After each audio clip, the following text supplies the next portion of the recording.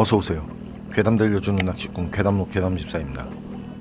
담배님들, 자신에게 귀신이 붙어있다는 말을 듣는다면 그럼 어떨 것 같으세요? 무서울까요?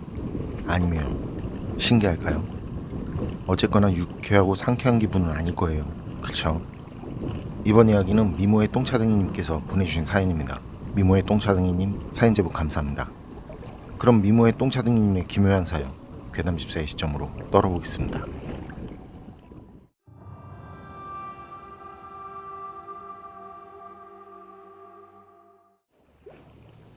제가 소름돋는 오싹한 얘기 하나 해드릴게요. 전에 말씀드린 할머니 댁에서의 이야기는 그렇게 마무리됐고요. 그리고 일주일쯤 지났을까?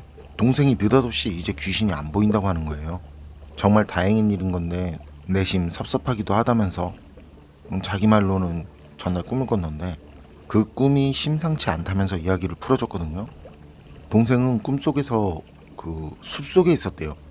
저 멀리 웅장한 성이 보였는데 그 성으로 가야 할 것 같은 기분에 동생은 당연히 성으로 향했다고 하네요.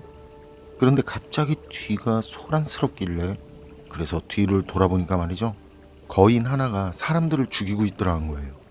그리고 주위를 돌아보니까 팔, 다리 같은 그 뜯겨져 나간 사람의 신체 일부들이 보이더라는 거죠.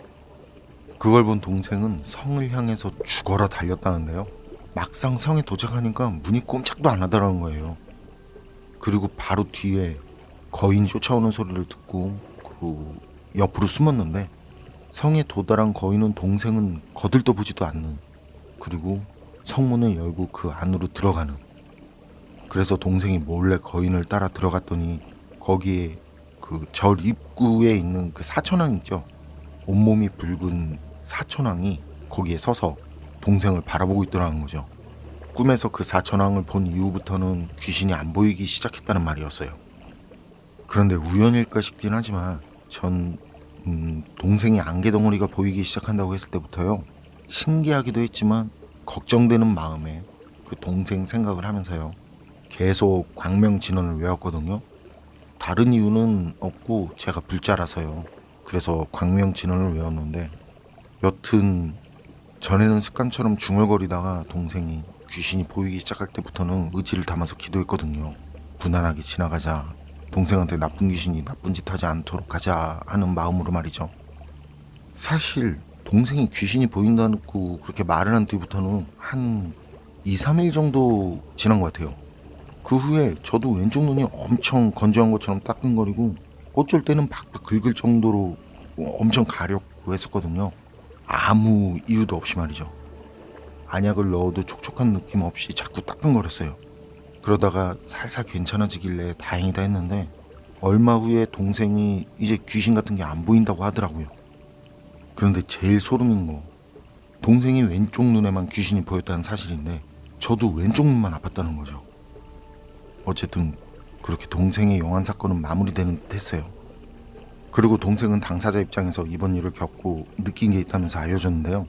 물론 100% 동생의 생각이니까 너무 객관적으로 생각하지 말아주시고요. 첫 번째, 귀신은 있다. 실제로 검은 덩어리를 보고 있으면 피하는 것도 보이고 그 사람한테 달라붙는 것도 보인다고 해요. 예를 들어서 앞에서 말한 그 기가 센 저희 어머니한테는 다 도망가는데 애들한테는 달라붙었다고 하네요. 두 번째, 선한 귀신. 딱 보기에도 해코지하려는 그런 덩어리가 있었고, 그리고 지켜주려는 덩어리도 있었다는 거죠. 그것들은 그림자의 그 명암이 확실히 다르다는데요. 선한 것은 색도 밝고 크기가 비슷하고 자기 생각으로는 그냥 딱 느낌이 선하더래요. 그리고 자유로움도 느껴지고. 그런데 악하다는 느낌이 드는 것들은 움직임이 끈적하고 그 틈 같은 곳을 찾아 돌아다녔고요. 다른 덩어리들에 비해서 현저하게 어둡게 보였다고 그래요.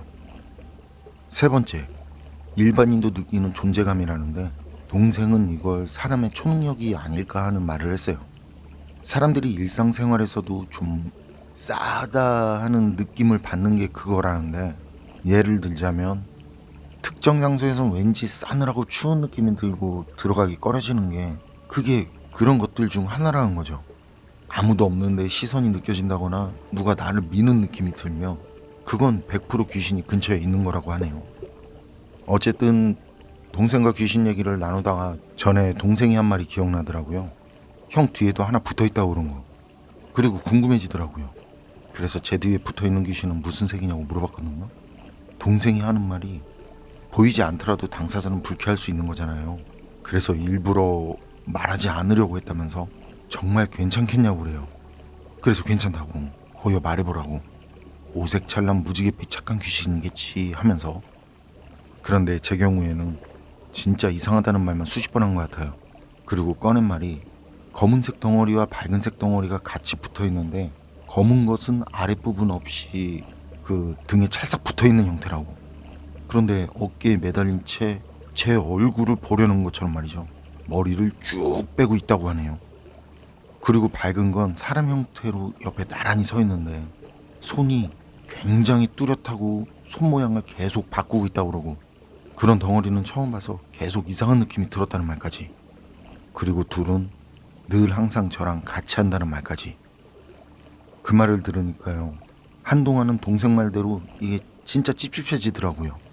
자꾸 척추 쪽으로 쎄하고 소름 돋고 어깨가 뭉치는 것 같고, 거울을 볼 때도 자꾸 등 뒤를 주시하게 되고.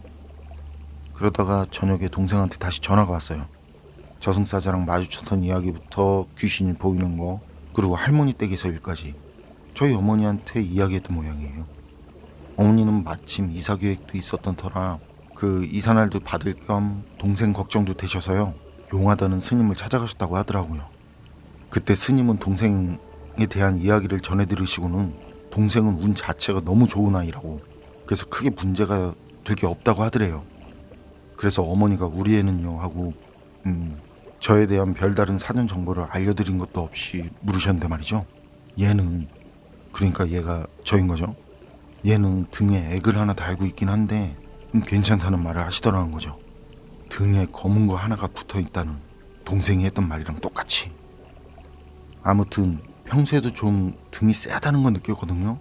계속 시선이 느껴지고 자고 있으면 종아리 쓰다듬는 느낌도 들고, 누워있어도 등이 자꾸 휑한 느낌, 이불을 덮어도 등 쪽은 휑하고 썰렁한 느낌. 그런 확신 아닌 짐작만 하고 있었는데 그게 그거였다니 살짝 소름 정도는 올라오더라고요. 동생 이야기를 듣고 하루는 진짜 겁나게 신경 쓰이고 좀 무섭기까지 하대요. 하지만 최고의 테마는 압도적인 물리력과 자본주의라고. 적어도 저는 그렇게 확신하고 있었어요. 그래서 협상이 들어갔어요. 옆에 계신 분아, 하루 종일 업어주는데 수고비는 줘야 하지 않겠냐 하고. 그리고 그 뒤로 저는 같이 지내는 입장에서 그냥 지내기 그래서 말이죠.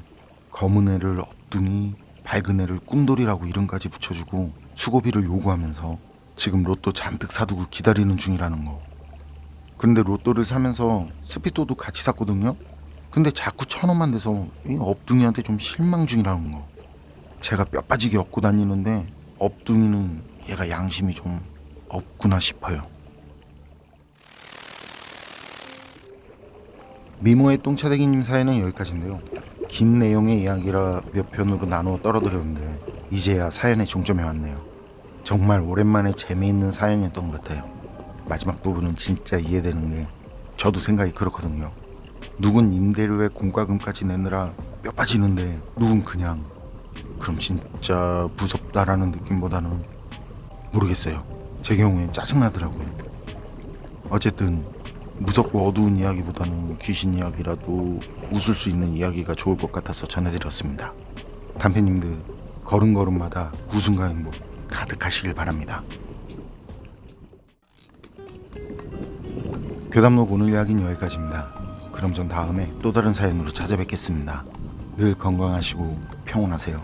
함께 해주셔서 고맙습니다.